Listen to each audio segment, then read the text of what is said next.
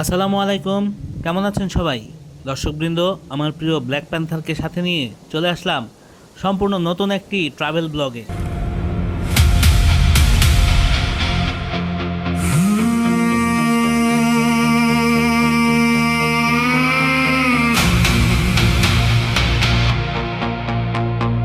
Click, whoosh. Distant thunder rolls. Dark night, cold wind. Headlights cutting through the rain. Let's go, Black Panther.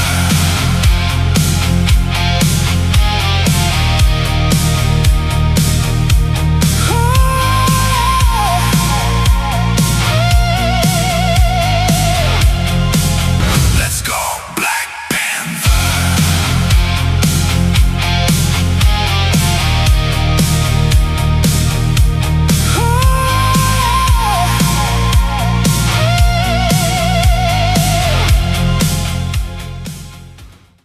এটি আমার এই দুধস্ব পাহাড়ি ট্যুরের পঞ্চম পর্ব।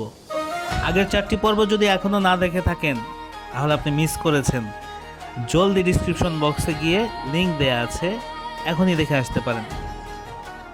থানচির সেই বিপজ্জনক পাহাড়ি রাস্তা পার হয়ে আমরা আবার ছুটে চলেছি আরেকটি স্বপ্নের গন্তব্যে, বাংলাদেশের অন্যতম সুন্দর পাহাড় তমাতুঙ্গির উদ্দেশ্যে। থানচি থেকে যার দূরত্ব মাত্র 4 কিলোমিটার। এত কাছে এসে এত সুন্দর একটা জায়গা না দেখে ফিরে যাওয়ার মানেই হয় না। আজকের এই ব্লগে দেখতে পাবেন বিকালের অপরূপ সৌন্দর্য, রাতের রহস্যময় পাহাড়ি পরিবেশ আর ভোরের সেই স্বপ্নের মতো দৃশ্য, যেটা একবার দেখলে আজীবন মনে থেকে যাবে।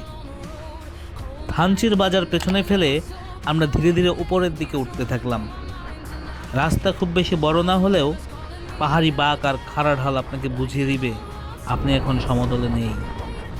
দুপাশে ছোট ছোট পাহাড়ি ঘর মাঝে মাঝেই দেখা যাচ্ছে, আবার অনেক খাদ আছে। সুন্দর দৃশ্য, আপনাকে মুগ্ধ করবে।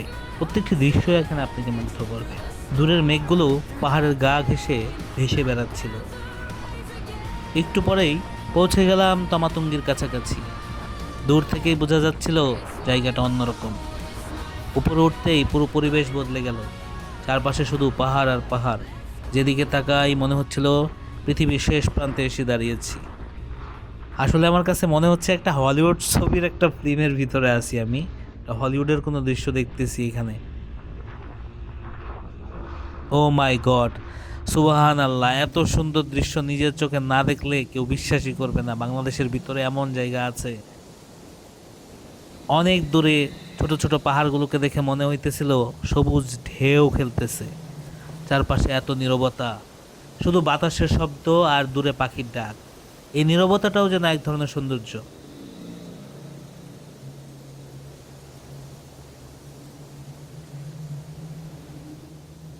হ্যালো ভিউয়ার্স, আপনারা দেখতে পাচ্ছেন আমি Iftekhar. Let's go black panther অবশেষে মেরিঞ্জা ভ্যালি, তারপর থানচি সব পার হয়ে এখন আছি তমাতুঙ্গিতে। এই পাশে বিশাল পাহাড়, মায়ানমারের সীমান্ত, অবিরাম সৌন্দর্যে ভরা এই সুন্দর একটা জায়গায় অবশেষে এসে পৌঁছালাম। আলহামদুলিল্লাহ, সুবহানাল্লাহ। আল্লাহর অসীম এখানে। আমার ঢাকার তেজগাঁওয়ের ইয়ামাহা রাইডার্সের সবাইকে মিস করতেছি। ইব্রাহিম ভাই, আপনাকে মিস করতেছি। লিনা আপু, সানি আপু, আরও যারা আছে, আমার খালাতো নাবিল ব্রো, সবাইকে মিস করতেছি।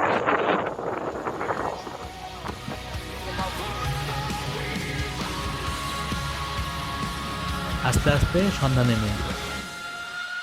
পাহাড়ি রাতের একটা অদ্ভুত রহস্য আছে। স্থানীয় একটা ছেলেকে সাথে নিয়ে পাহাড়ের উপর থেকে চাঁদ দেখার উদ্দেশ্যে চলে গেলাম আবার তমাতুঙ্গিতে। কারণ আমরা যেহেতু রাত্রি যাপন করছি থানচিতে, এখানে রাত যত গভীর হয় প্রকৃতি তত বেশি সুন্দর হয়ে ওঠে। ঠান্ডা বাতাস বইছিল, মেঘের সাথে চাঁদ যেন লুকোচুরি খেলছিল, কারণ কিছু সৌন্দর্য অনুভব করার জন্য। পরদিন সকালে সূর্য উঠতে আবারও ছুটে গেলাম তমাতুঙ্গির উপরে। সকালের সূর্যের আলোয় পাহাড়ের উপর পড়ছিল। সত্যি বলতে এই দৃশ্য ভাষায় প্রকাশ করা সম্ভব না। এমন মুহূর্তগুলোই হয়তো জীবনের আসল শান্তি। ঢাকা শহরের ব্যস্ততা, শব্দ, ক্লান্তি সবকিছু যেন ভুলে গিয়েছিলাম। শুধু মনে হচ্ছিল এই পাহাড়ের মাঝেই যদি হারিয়ে যেতে পারতাম। দূরের কোনো পাহাড় চূড়ায় বসে যদি মনে হচ্ছিল এখানেই যদি থেকে যেতে পারতাম অন্তত মাসখানেক। আকাশ হয়েছিল বৃষ্টি ভেজা বন পথ জুড়ে তোমার স্মৃতির ছায়া, ভাঙা মনটা তবু এখন তোমাকেই ফিরে চায়। সময়ের এই দীর্ঘ রাস্তায় ক্লান্ত দুই নয়ন, তোমার নামে লিখে রাখি শেষ না হওয়া জীবন। যদি আবার দেখা হয় কোনো পাহাড়ি মোড়ে, চোখের ভাষায় বলে দেব ভালোবাসি এখনো রে। তুমি সামনে যে পাহাড়টা দেখা যাচ্ছে এটা হচ্ছে জিংডং পাহাড়। এই গানটা বেঁচে থাকবে পাহাড়ি বাঁশির সুরে, পাহাড়ি বাঁশির সুরে তোমাকেই মনে পড়ে। মেঘের দেশে হারিয়ে গেছো কোন ওই যে ডিম পাহাড় দেখা যাচ্ছে। ঘরে, তবলার তালে তালে কাঁদে এই মন অবিরাম। তুমি ছাড়া অসম্পূর্ণ আমার সব স্বপ্ন ঘাম। পাহাড় ডাকে, নদী ডাকে। Top most one and only Keokradong, যেটা আমি জয় করে এসেছি। ওইটার চূড়াতে আমি গিয়েছিলাম। আমি তমাদঙ্গি থেকে কেওক্রাডাং দেখছি। দ্যাট ইজ দ্য কেওক্রাডাং এর চূড়া।